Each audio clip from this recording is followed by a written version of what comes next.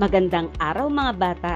Narito tayo ngayon sa MTV MLE ng ikatlong baitang. Ang pag-aaralan natin ngayon ay tungkol sa panlapi at salitang ugat. Unang markahan, ika-4 na linggo, aralin 1. Sa pagtatapos ng araling ito, ang mga mag-aaral ay inaasahang nagagamit ang panlapi at salitang ugat sa pagbuo ng mga salita. Pagsasanay, piliin ang angkop na tandang pamilang na ginamit sa sumusunod na pangalang di pamilang. Ilagay ang sagot sa iyong sagutang papel. Mayroon kayong 1 minuto para ito ay gawin.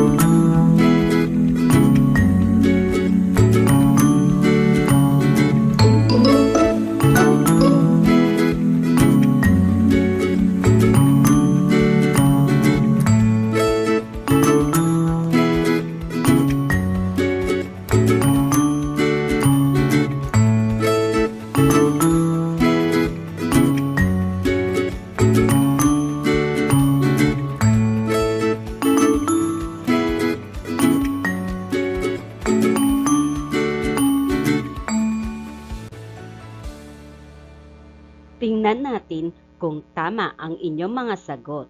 Bilang 1, 1 basong tubig. Bilang 2, 1 kilong karne. Bilang 3, 1 tasang kape. Bilang 4, 1 platong pansit. Bilang 5, 1 kalderong kanin. Mahusay mga bata!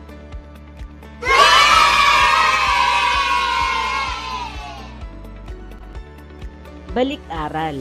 Ibigay ang mga elemento ng kwento. Isulat ang inyong sagot sa kwaderno. Mayroon kayong 1 minuto para ito ay gawin.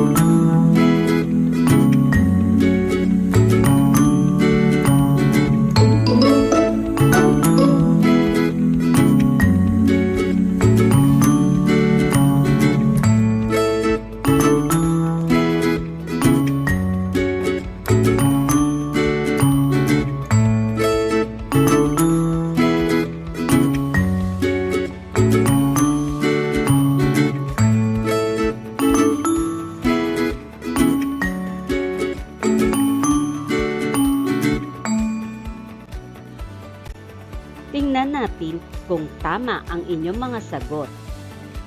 Ang mga elemento ng kwento ay ang mga sumusunod: tauhan, tagpuan, at pangyayari. Magaling mga bata!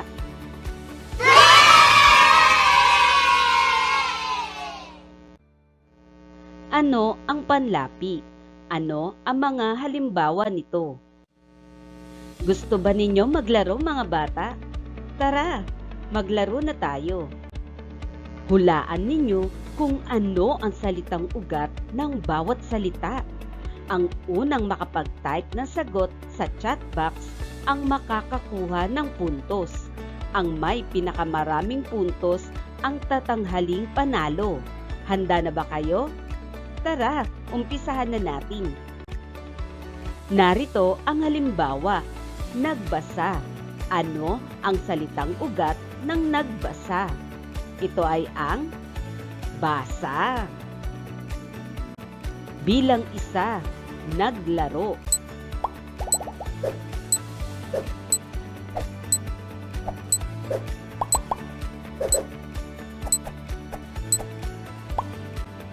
Ang salitang ugat ng naglaro ay laro. Bilang dalawa, kagandahan.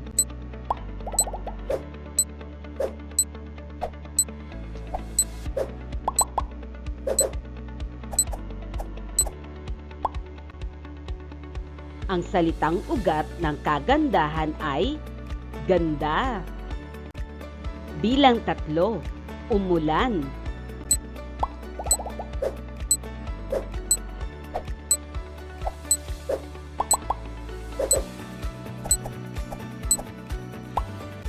Ang salitang ugat ng umulan ay ulan. Bilang apat, tumawa.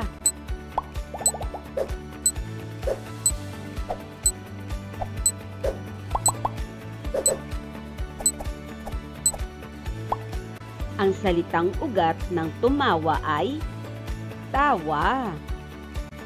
Bilang lima, pasyalan.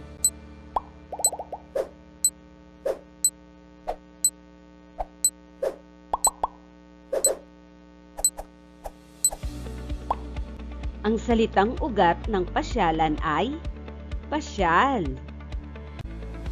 Naging masaya ba kayo sa ating laro, mga bata? Magaling!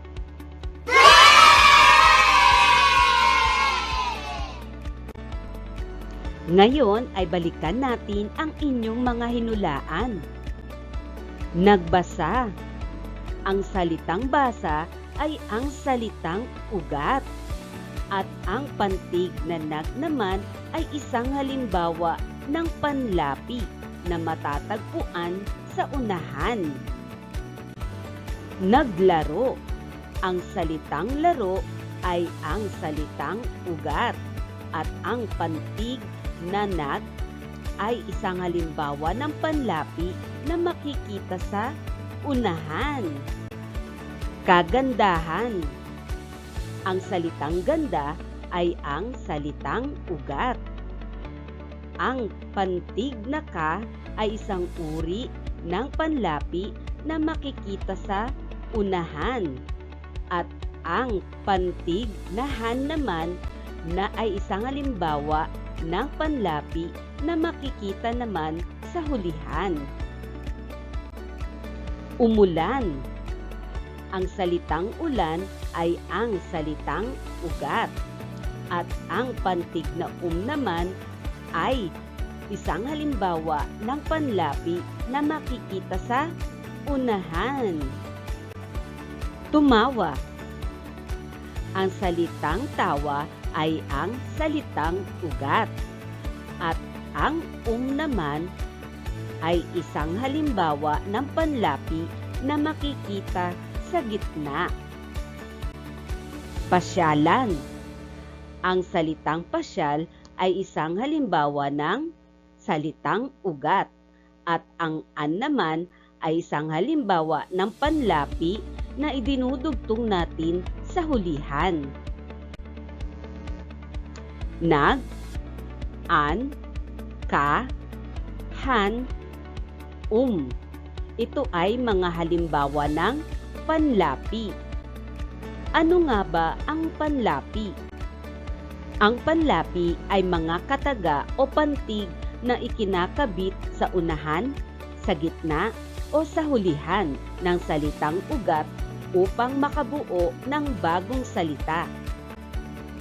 Unlapi ang tawag sa pantig na idinaragdag sa unahan ng salitang ugat tulad ng ma, na, pag, at ka. Ang gitlapi ay pantig na idinaragdag sa gitna ng salitang ugat tulad ng at in. Hulapi ang tawag sa pantig na idinaragdag naman sa hulihan ng salitang ugat tulad ng an, han. Kabilaan, mga panlaping ikinakabit sa unahan at dulo ng salitang ugat tulad ng mag, pa, in, ka, an, han. Basahin ang mga salita, tukuyin ang salitang ugat ng bawat salita. Gawin ito sa iyong kwaderno. Mayroon kayong 1 minuto para ito ay gawin.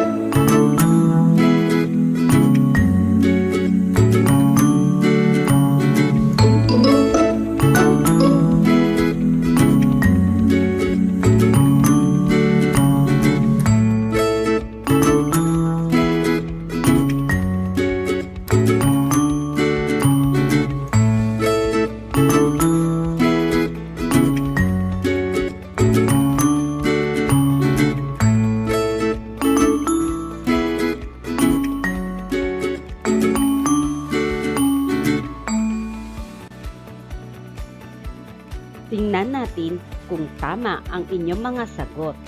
Bilang 1, madaya. Ang salitang ugat ay daya. Pangalawa, kasama. Ang salitang ugat ay sama. Bilang 3, nasabi. Ang salitang ugat ay sabi. Bilang 4, makulay. Ang salitang ugat ay kulay. Bilang 5, malungkot. Ang salitang ugat ay lungkot. Gawain 2. Isulat ang mga salita sa iyong sagutang papel. Guhitan ang mga panlaping ginamit sa mga salita. Mayroon kayong 1 minuto para ito ay gawin.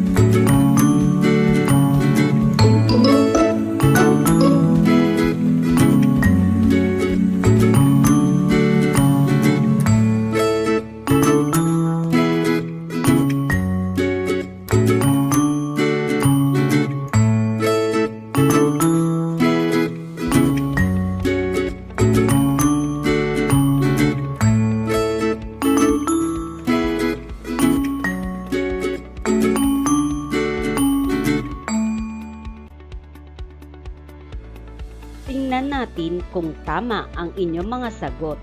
Bilang 1, pagmamahal. Ang panlaping ginamit ay pagma. Bilang 2, kagalakan. Ang panlaping ginamit ay ka at an. Bilang 3, kalungkutan. Ang panlaping ginamit ay ka at an. Pang-4, kalituhan. Ang panlaping ginamit ay ka at han. Bilang 5, pagkasabik. Ang panlaping ginamit ay pagka. Gawain 3. Isulat ang wastong panlapi upang mabuo ang mga salita. Piliin ang sagot sa kahon. Gawin ito sa iyong sagutang papel. Mayroon kayong 1 minuto para ito ay gawin.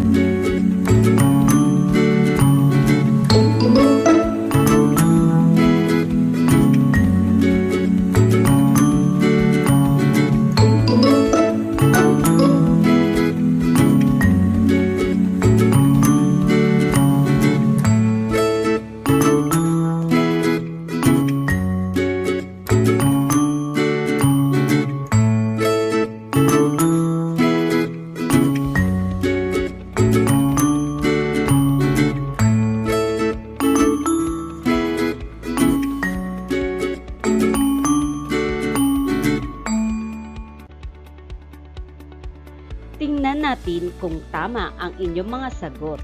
Bilang 1, kaseryosohan. Bilang 2, katapangan. Bilang 3, kamalayan. Bilang 4, usapan. Bilang 5, katapatan. Bilang 6, kagandahan. Bilang 7, kasiyahan. Bilang 8, kamalian. Bilang 9, kaapihan. Mahusay mga bata!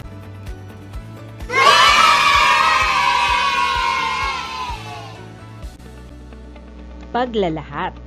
Ang mga uri ng panlapi ay ang mga sumusunod. Unlapi, panlaping ikinakabit sa unahan ng salitang ugat. Halimbawa, ma, mag, na, nag, pag, ka. Gitlapi, panlaping isinisingit sa salitang ugat. Halimbawa, in. Hulapi, panlaping ikinakabit sa hulihan ng salitang ugat. Halimbawa, an, han, hin. Kabilaan, mga panlaping ikinakabit sa unahan at dulo ng salitang ugat. Halimbawa, mag, pa, in, ka, an, han. Pagtataya, dagdagan ng panlapi ang salitang ugat upang mabuo ang mga pangungusap. Gawin ito sa iyong sagutang papel. Mayroon kayong 1 minuto para ito ay gawin.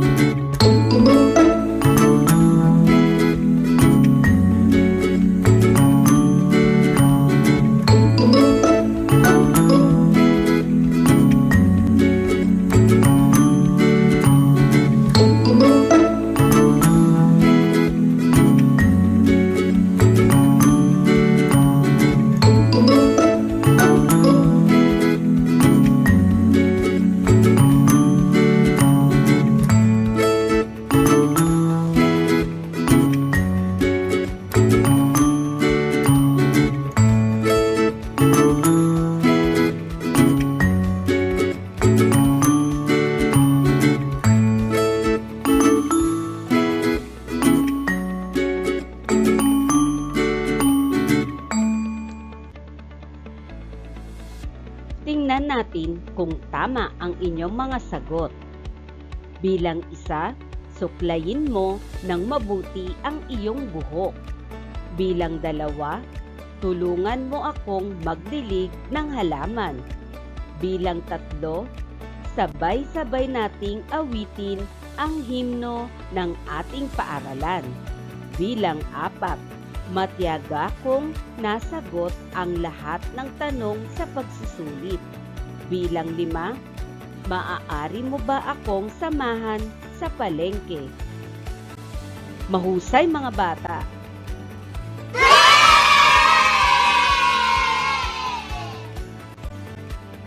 Karagdagang gawain, punan ang chart ng mga salita upang makita ang paraan ng pagbuo ng salita. Gayahin ang format at gawin ito sa iyong sagutang papel. Kapag natapos na ninyo ang mga gawaing ito, ipasa ninyo ang inyong mga gawa sa inyong mga guro.